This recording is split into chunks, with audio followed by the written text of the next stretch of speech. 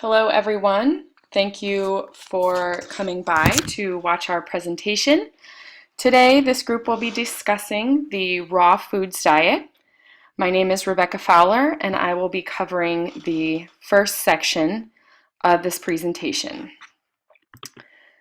So in this first part, I will be discussing the definition and the history of the raw foods diet, the logistics or following the plan, and the cost or any skills needed to follow this diet.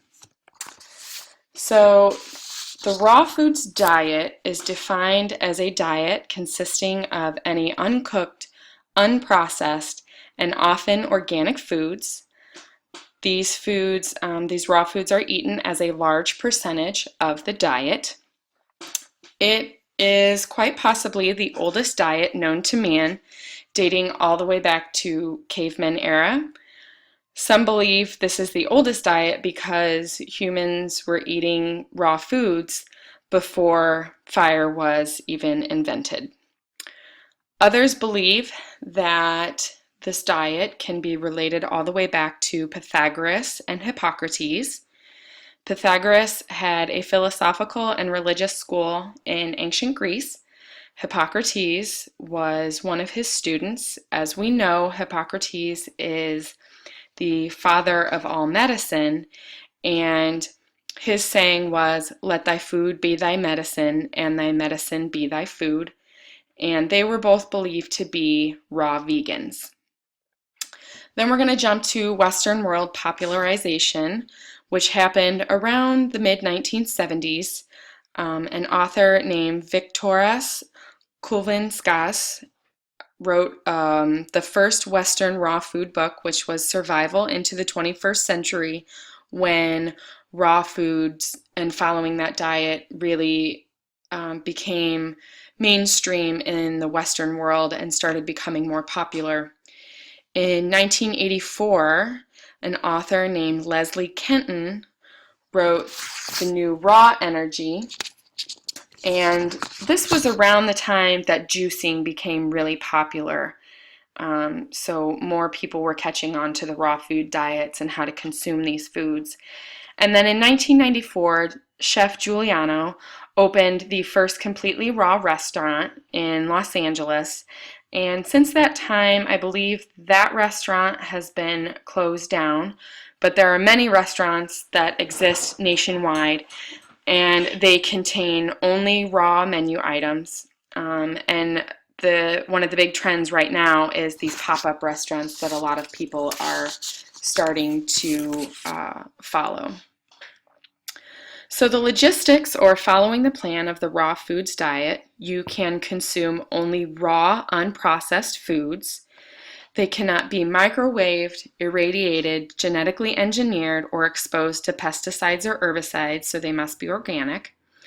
And this actually does include frozen fruits and vegetables, which we'll talk about a little bit more extensively in a couple of slides.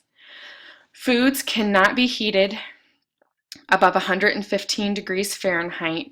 Followers believe that cooking obliterates any vitamins, nutrients, enzymes like that in the food, and it just kind of disintegrates the healthiness for us.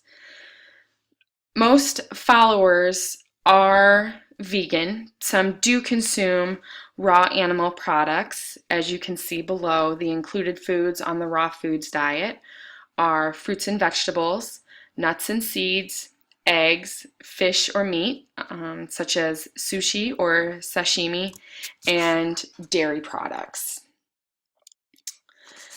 I found a really great graphic to show you kind of what people on the raw food diet eat.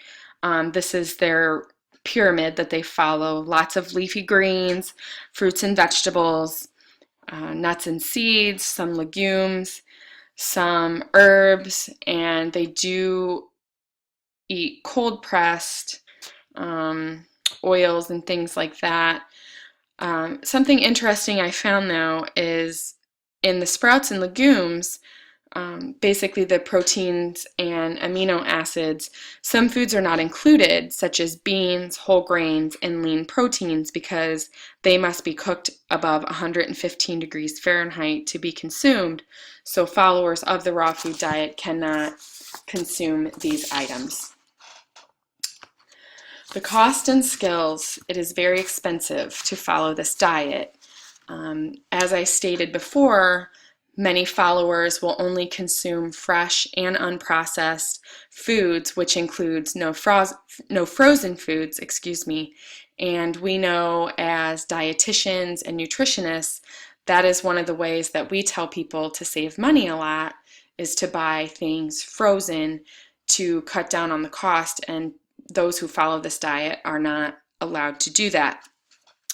One of the examples that I found that I thought was really great was a farm out in Oregon that sells raw milk. And there was an article done saying that they can sell this raw milk for $24 a gallon, and people will purchase it. So what I did was I looked for a local grocery store out in Oregon and looked through their sales ad and found that 2 half gallons of processed milk, homogenized, it was basically $5 a gallon. So there we're looking at a $19 difference for 1 gallon of milk. The next thing that may be costly is the equipment. Lots of people who follow these diets either blend their foods and drink smoothies, or they dehydrate their foods. So they could be looking at purchasing things like blenders, food processors, and dehydrators to continue keeping their foods appealing. And the next step that can be quite challenging for some people is you have to be an excellent meal planner. It requires extensive meal prep and meal planning to figure out what you're going to eat through the week, knowing that you cannot cook your meals, and people are going to get quite bored. They're going to run out of things that they like to eat. So you really have to be creative. You have to be willing to put in the time. It can be very time consuming. So that wraps up the first part of the Raw Foods Diet presentation, and my group mates' presentations will follow, and I hope that you enjoy, and thank you for listening.